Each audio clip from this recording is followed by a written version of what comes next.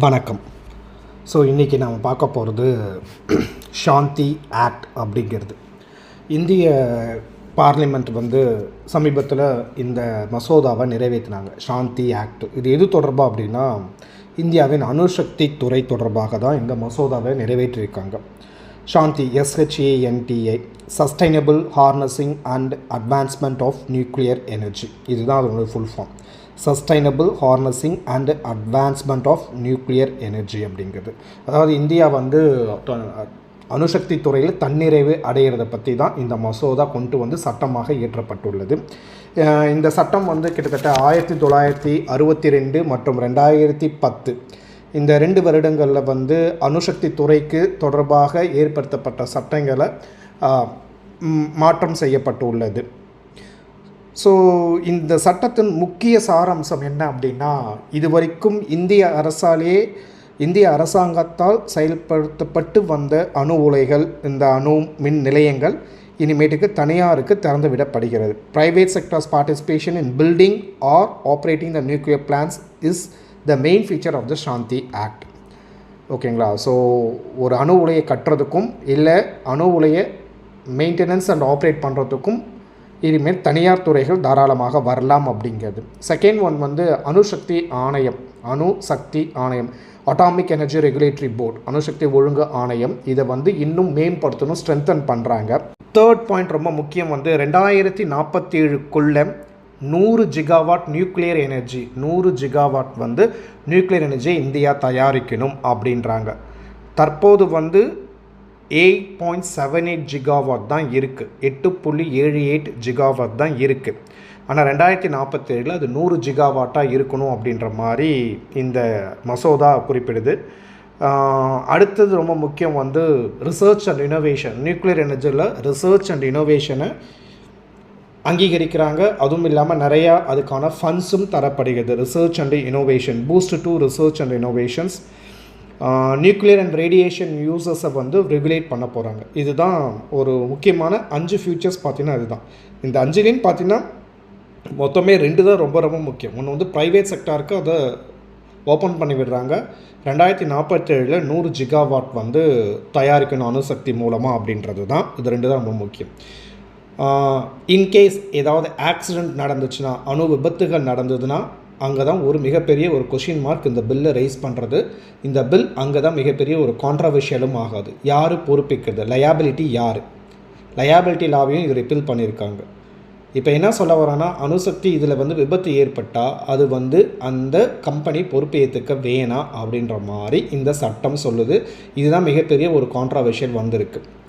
ஏன் அப்படின்னா, இது வரைக்கும் உலகத்தில் 2 அணு விபத்துகள் பெரிதாக பேசப்பட்டது. ஒன்று 1986 செர்னோபைல் அணு விபத்து, பெலாரஸ். அடுத்தது 2011 ஃபுகுஷிமா அணு விபத்து. இது 2மே மெயின் ரீசன் டிசைனில் தான் ஃபால்ட் இருந்ததுனால தான் இந்த விபத்துகள் ஏற்பட்டதாக சொல்லப்படுகிறது.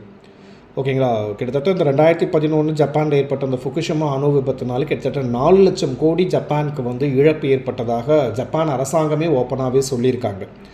ஸோ இந்த மாதிரி ஒரு சுச்சுவேஷனை இந்த சாந்தி பில் என்ன சொல்கிறாங்கன்னா, விபத்துகள் ஏற்பட்டால் அது அந்த கம்பெனி பொறுப்பேற்க வேணாம் அப்படின்றப்ப அது என்ன பிரச்சனை, அந்த இடத்துல ஒரு மிகப்பெரிய கொஷின் மார்க். அப்போ இந்த மசோதா யாருக்காக கொண்டு வரப்படுகிறது அப்படின்றது ஒரு பெரிய கொஷின் மார்க்கோடு நிற்குது. இப்போ இந்தியாவுக்கு பார்த்தீங்கன்னா எலக்ட்ரிசிட்டி மின்சாரம் அதிகமாக தரதில் பார்த்தீங்கன்னா, ஃபஸ்ட்டு நிலக்கரி கோல், செகண்ட் நீர் மின்சாரம் வாட்டர், தேர்ட் சூரிய ஒளி சோலார், ஃபோர்த்து காற்றாலை விண்டு, ஃபிஃப்த்து தான் நியூக்ளியர் எனர்ஜி அணு இருக்குது. ஆனால் சயின்டிஸ்ட் என்ன சொல்கிறாங்கன்னா, இந்த மற்ற 4 கோல், வாட்டர், சோலார், விண்ட் எனர்ஜியோட நியூக்ளியர் எனர்ஜி தான் க்ளீன் எனர்ஜி அப்படிங்கிறாங்க. பட் இந்தியாவில் எனர்ஜி எலக்ட்ரிசிட்டி ப்ரொடக்ஷனாக நியூக்ளியர் தான் ரொம்ப கம்மியாக இருக்குது. ஆஸ் ஆஃப் நோ, தற்போதைய சூழ்நிலையில் February 14, 2026 கணக்குப்படி இந்தியாவில் மொத்தம் 24 அணு உலைகள் இருக்குது, 7 அணுமின் நிலையங்கள் இருக்குன்னு. 24 அணு உலைகள், நியூக்ளியர் ரியாக்டர்ஸ், 7 அணுமின் நிலையங்கள், நியூக்ளியர் பவர் பிளான்ஸ் இருக்குது. இது எல்லாம் சேர்ந்து தான் 8.78 ஜிகாவாட் நியூக்ளியர் எனர்ஜி தான் தயாரிக்கிறாங்க. நியூக்ளியர் பிளான்ஸ் பார்த்திங்கன்னா ரவர்பட்டா ராஜஸ்தான், கக்கர்பர் குஜராத், தாராப்பூர் மகாராஷ்டிரா, கைகா கர்நாடகா, கூடங்குளம் மற்றும் கல்பாக்கம் தமிழ்நாடு, நரோரா உத்தரப்பிரதேஷ். இதுதான் இந்த 7 நியூக்ளியர் பவர் பிளான்ஸ். இதில் எல்லாம் சேர்த்து இந்த 7 நியூக்ளியர் பவர் சேர்த்து 24 ரியாக்டர்ஸ் இருக்குது. Kudankulam is the largest one. Kudankulam தான் இருக்கிறதுல இந்தியாவில் இருக்கிற மிகப்பெரிய அணுமின் நிலையங்கள் கூடங்குளம் தான் அப்படிங்கிறாங்க. ஸோ இப்போ இன்கேஸ் விபத்து ஏற்பட்டால் அந்த கம்பெனி பொறுப்பு ஏற்கக்கூடாது அப்படின்னு சாந்தி பில் சொல்கிறாங்க. ஒரு சின்ன அணு உலை விபத்து ஏற்பட்டுனா அதுக்கு எவ்வளோ அமௌண்ட்டுன்னு ஃபிக்ஸ் பண்ணுறாங்க, 100 கோடி அப்படின்ற மாதிரி ஃபிக்ஸ் பண்ணுறாங்க. பெரிய அணு உலைகள் ஏற்பட்டால் விபத்து அப்படின்ற மாதிரி 3,800 அல்லது 3,900 crore 3,800 அல்லது 3,900 கோடி ரூபாயில் வந்து அவங்க வந்து ஃபிக்ஸ் பண்ணுறாங்க.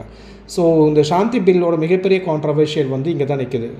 மக்களுக்கு யாருமே வந்து அணு உலைகள் அப்படின்றப்ப எல்லாமே ஒரு அச்சத்தில் தான் இருக்கிற பட்சத்தில் இந்த மசோதா தனியாருக்கு நாங்கள் வந்து திறந்து விடுறதும் அரசாங்கம் சொல்கிறது என்ன, தனியார் வந்தால் தான் வந்து ஆக்சுவலாக எல்லா இடத்துலையுமே முன்னேற முடியும், பப்ளிக் ப்ரைவேட் பார்ட்னர்ஷிப் இருக்கணும், அப்போ தான் வந்து எக்கனாமிக் சஸ்டைனபிலிட்டி ஆகணும் அப்படிங்கிறது அரசாங்கத்தோட குறிக்கோளாக இருக்குது. அண்ட் ஐடியா அல்லது விஷனாக கூட இருக்கலாம். But okay, but in case if anything happen, நடக்கக்கூடாது பட் நடந்துருச்சுன்னா who will take the responsibility அப்படின்றதுக்கு இட்ஸ் அ பிக் பிக்சர். ஏன்னா ஏற்கனவே உலக அளவில் ரொம்ப டெவலப்டான ஜப்பான்னாலே இந்த ஃபுகுஷிமா அணு உலையிலப்போ அவங்களே ரொம்ப கஷ்டப்படுறாங்கன்றப்ப இந்தியா மாதிரி ஒரு எக்கனாமியில் அஃப்கோர்ஸ் வி ஆர் டெவலப்பிங், அது எந்த மாற்று கருத்தும் கிடையாது. இது நம்மளால் சமாளிக்க முடியுமா? டிசைனில் ஃபால்ட் ஆச்சுன்னா லயாபிலிட்டியை வந்து அவங்களுக்கு நான் சீஸ் பண்ணுறேன், லயாபிலிட்டியை நான் டோட்டலாகவே இது பண்ணேன், அந்த இதுன்றது ரொம்ப இதுவாக இருக்குது. அந்த 2010 லயாபிலிட்டி இல்லாத தான் அந்த அணு உலைகளுக்காக கொண்டு வரப்பட்டது, அதில் அவங்க பொறுப்பேற்கணுன்ற மாதிரி தான் இருக்குது. பட் இப்போ அந்த வந்து அதை ரிப்பீல் பண்ணுறாங்க. ஓகேங்களா? அதை ரிப்பீல் பண்ணுறப்ப அப்போ அந்த லயாபிலிட்டி யார் எடுத்துக்கிறது அப்படிங்கிறது ஒரு மிகப்பெரிய கேள்விக்குறியாக இருக்குது. ஸோ இந்த 7 பிளான்ட் தானா, இல்லை திரும்பவும் புது பிளான்ட் ஏதாவது இந்தியன் கவர்மெண்ட் சைடில் இருக்குதா, இல்லை 24 ரியாக்டர்லேருந்து இன்னும் அதிகமான ரியாக்டர்ஸ் அதே பிளான்ட்டில் வைக்க போகிறாங்களா? இப்போ தற்போதைய சூழ்நிலையில் 8.78 ஜிகாவாட் மட்டுமே நியூக்ளியர் எனர்ஜியால் தயாரிக்கப்படுறது. அது எப்படி 2047 100 ஜிகாவாட்டாக மாற்ற முடியும் அப்படிங்கிறதும் அதை பற்றியெல்லாம் இந்த பில் எதுவும் சொல்லலை. But government might have some long term goal ஏதாவது இருக்கலாம். பட் இந்த பில் அதெல்லாம் சொல்லலை. Propose nuclear power plant by this year, அதாவது இந்த வருடத்துக்குள்ளே நாங்கள் இவ்வளோ அணு உலைகளை கட்டி முடிச்சிருவோம், இல்லை இவ்வளோ புது அணுமின் நிலையங்களை நாங்கள் உருவாக்குவோம் அப்படின்ற மாதிரிலாம் எதுவுமே சொல்லலை. Shanti act sustainable harnessing and advancement of nuclear energy. Thank you for வாட்சிங் த வீடியோ.